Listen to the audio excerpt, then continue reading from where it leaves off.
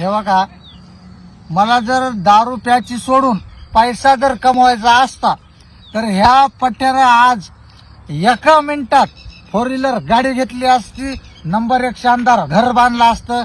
मात्र मया मनात विचार येतोय की मी स्वतःसाठी जगत नाही, मी समाजासाठी जगतो. कारण आज ठेक्याहून जर दारूची बाटल घ्यायची म्हणली अड्ड्याहून, त्याचं घर मयामुळं चलत आहे. आज जर खंबा त्याच्या कोण नाही घेतलं त्याचं घर चलत आहे का? चलत नाही.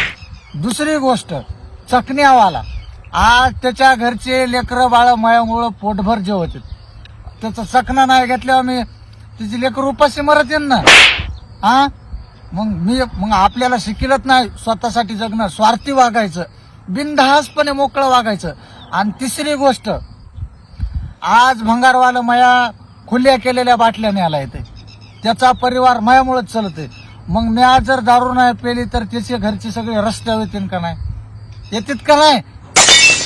मग त्याच्यामुळं हे पट्ट्या फक्त समाजासाठी जगत आहे, स्वतःचा विचार नाही याला.